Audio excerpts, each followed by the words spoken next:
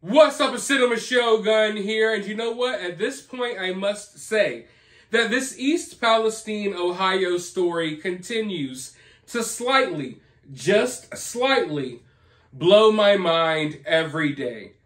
You know, I wish I could say that this is the first time I've seen or experienced something like this, but that would not be true, because we all lived out the last couple of years, which have been the craziest years of my life, dealing with the beer bug, or better yet, dealing with the government's response to the beer bug. So we've been through some crazy times recently, and maybe that's one of the reasons why a lot of people aren't looking at this East Palestine story as if it's a big deal, because we just got through some of the craziest times of our life. And people aren't ready to start looking at other catastrophes, even though this one is more of a real catastrophe. But hey, people aren't ready for that, because we just got through all of this craziness, and the crazy stuff we experienced, it's going to desensitize, or it did. It desensitized us completely to a lot of the other crazy stuff that we're going to see in our lifetime. Make no mistake about that. But what blows my mind about this story is all of the weird coincidences surrounding this story out in East Palestine, and how a lot of people kind of are turning a blind eye towards it. I mean, we have a Netflix movie that basically showed this whole thing happen, that was filmed in the same town, that used residents of this town as extras in the movie. That was weird enough for me, right? It totally predicted everything that happened out there.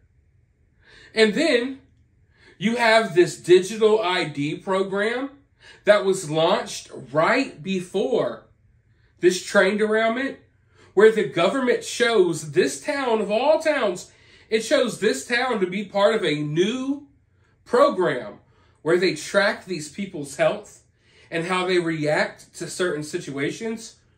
Really weird. And then we have this mysterious plane crash in Arkansas that just so happens to be carrying some of the team responsible for investigating the chemicals out there in East Palestine. And you know, we have all of this weird stuff going on, and what are people focused on? People are focused on, oh, I'm mad that Donald Trump went to East Palestine. Or people are focused on, oh, I'm happy that Donald Trump went to East Palestine. Or people are focused on, I'm pissed that Joe Biden didn't go to East Palestine. Or people are focused on, I'm going to blindly support Biden, even though he didn't go and he chose to go to Ukraine. It's like everyone's focused on the politics, and I understand. I understand that politics plays a role in everything, but for the love of all things holy or unholy, don't ignore all of these weird things just because you want to argue over politics. There's a time and a place for everything. And if people want to argue about politics surrounding this story, fine. But when the politics and these little situations become bigger stories than the fact that we have a Netflix movie that showed this happen to this town, that recruited members of this town to be in the movie, then we have this mysterious plane crash and the digital IDs. Let's not forget about the digital IDs. And speaking of the digital IDs, it just so happens that a local farmer in the area has now spoken out about this little ID program, and he's revealing some new details. Let's go ahead and listen to what he has to say. Local farmer sounds the alarm. Why did East Palestine launch My ID emergency service to survey biometrics 1 week before Ohio train derailment? A man who lives 9 miles away from where the train carrying toxic chemicals that derailed in eastern Ohio reached out to sound the alarm on the bizarre coincidences that continue to pile up surrounding the incident. Bob Moore, a 70-year-old farmer and longtime resident of East Palestine, initially ignored local news reports, urging residents to sign up for My ID, a new biometric tracking device that provides first responders updates about an individual's health conditions amid an emergency or a major disaster. But the suspicious timing of the government's distribution of this health monitoring digital ID exactly 1 week before the disaster warrants answers, says Moore. It was exactly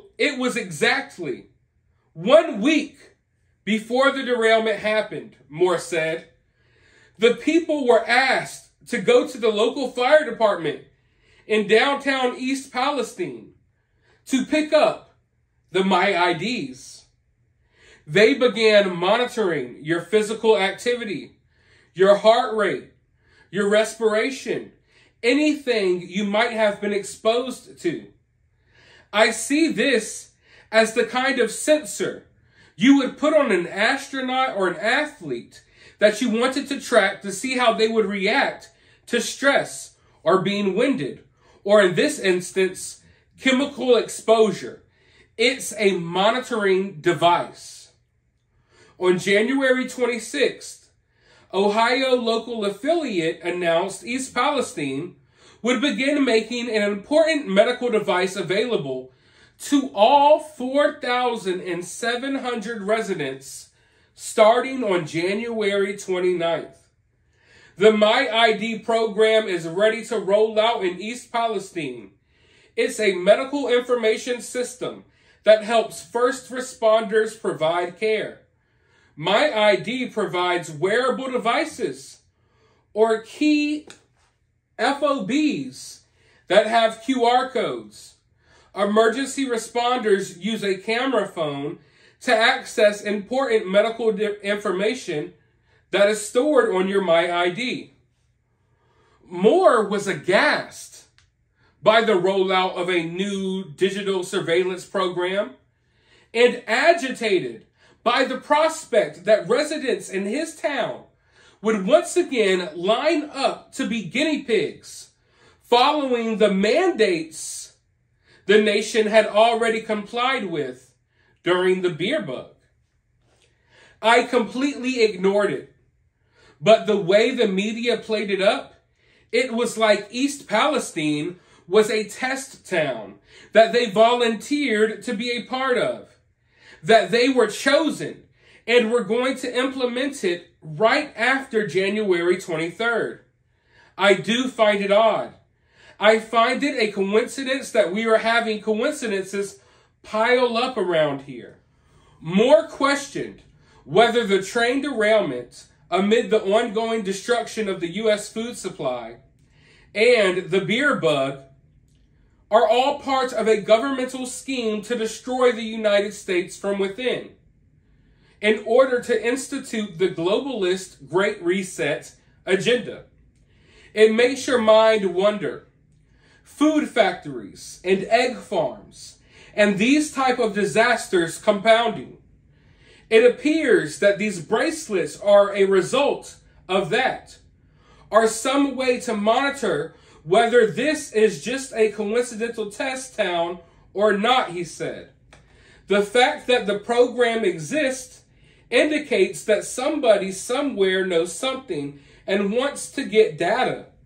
Every piece of data that the government collects, that DARPA, large corporations, and multinational corporations collect, can always be turned against the citizen. Everything and everyone is vulnerable to weaponization, and the most sacred thing is anyone weaponizing, or the most sacred thing in any weaponizing is data. These IDs were designed to collect our medical data, and all of us are a little anxious about the medical situation and the trust of the medical community and elsewhere right now. Anyone not suspicious of medicine is now a fool. So they found a completely and utterly based 70-year-old dude. Man, this guy sounds like the type of guy that I would like to have a beer with. And I don't even drink beer that much. But I agree with everything he's saying. And you see, a lot of people are asking, well, why are you talking about this one train derailment? This one train derailment? Because, like I've said countless times in these videos, this is not a one-off situation. The reason people are starting to pay attention, the reason people are laser focused on some of these stories, is because there's too much of this stuff going on. And it doesn't add up. Every single day, there's a new chemical plant exploding. Every single day, train derailments, dropping toxic waste. Every single day, these big factories that are in control of our food are just set ablaze out of nowhere.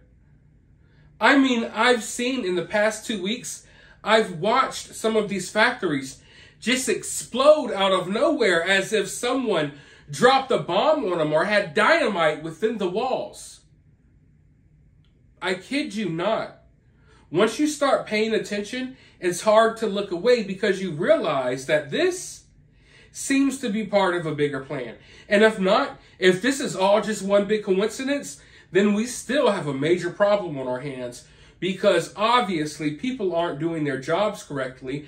And obviously we have an issue with these plants and these food processing warehouses catching fire and exploding. We got chemicals exploding all over the place. There's something going on here, in my opinion. There is something going on here.